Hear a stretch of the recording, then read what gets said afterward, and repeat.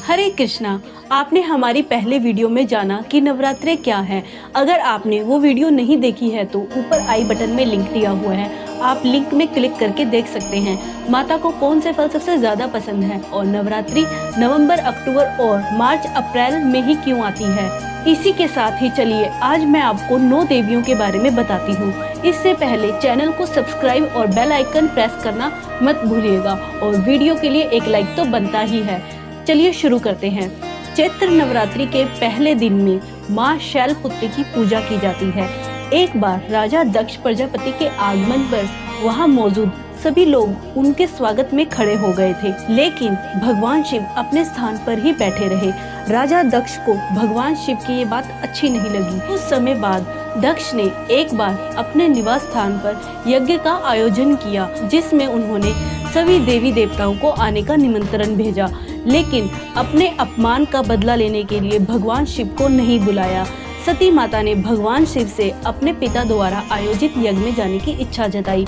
सती माता को कहने पर भगवान शिव ने पहले बहुत समझाया, फिर अंत में उन्होंने सती माता को आज्ञा दे दी।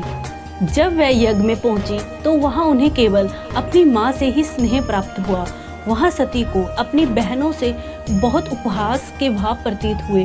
पिता दक्ष ने भरे यज्ञ में भगवान शिव का अपमान किया और उनके लिए अपमानजनक शब्द कहे। अपने पिता के मुख से अपने पति के बारे में भला बुरा सुनकर सती ने यज्ञ वेदी में कूदकर अपने प्राण त्याग दिए। कहते हैं सती का अगला जन्म शैलराज हिमालय के पुत्री के रूप में हुआ और शैलपुत्री कहलाई। फिर शैलपुत्री का विवाह भगवान शिव से हुआ था।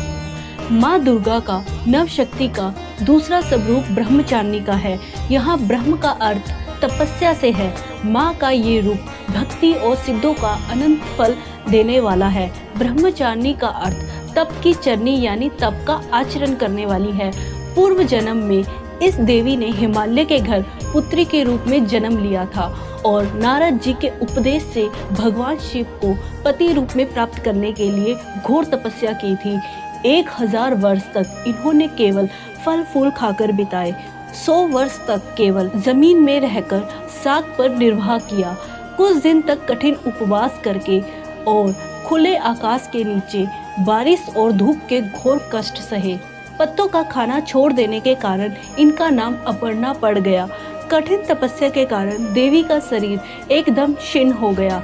सभी देवता ऋषि मुनि ब्रह्मचारिणी की तपस्या का अभूतपूर्व पुण्य कृत्य बताया और उनसे कहा, हे देवी, आज तक किसी ने इस तरह की कठोर तपस्या नहीं की।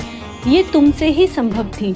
तुम्हारी मनोकामना पूरी होगी और भगवान शिव तुम्हें पति रूप में प्राप्त होंगे। तपस्या छोड़ के घर लौट जाओ और जल्द ही तुम्हारे पिता तुम्हें बुलाने आ रहे हैं।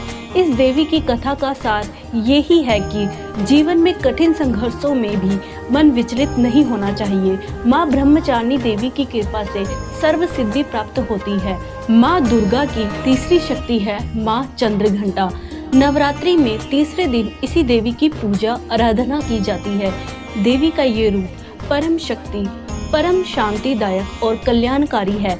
इसलिए कहा जाता है कि हमें निरंतर उनके पवित्र विग्रह का ध्यान रखकर साधना करनी चाहिए। इस देवी के मस्तक पर घंटे के आकार का आधा चंद्र है, इसलिए इस देवी को चंद्रघंटा कहा गया है। इनके शरीर के अंग सोने के रंग के समान बहुत ही चमकीले होते हैं। चंद्रघंटा देवी का अवतार मुख्य रूप से दानवों तथा दैत्य का विनाश करने के लिए हुआ।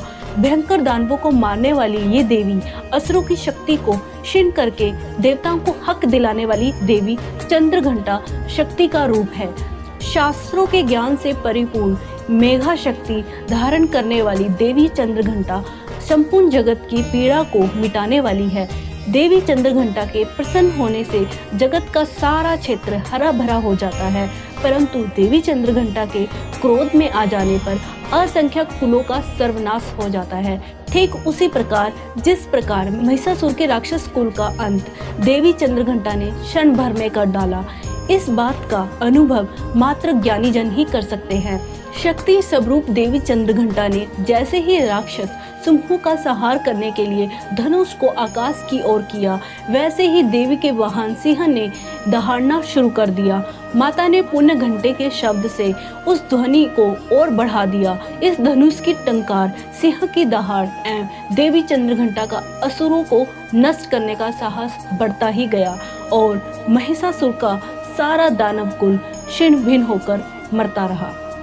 दोस्तों, कैसी लगी आपको ये कथा? उम्मीद है कि आपको ये कथा अच्छी लगी होगी। इसी तरह से और कथा और कहानियों के लिए हमारे चैनल को सब्सक्राइब करें और बेल आइकन प्रेस करें। मिलते हैं अगली वीडियो में, तब तक के लिए धन्यवाद। हरे कृष्ण।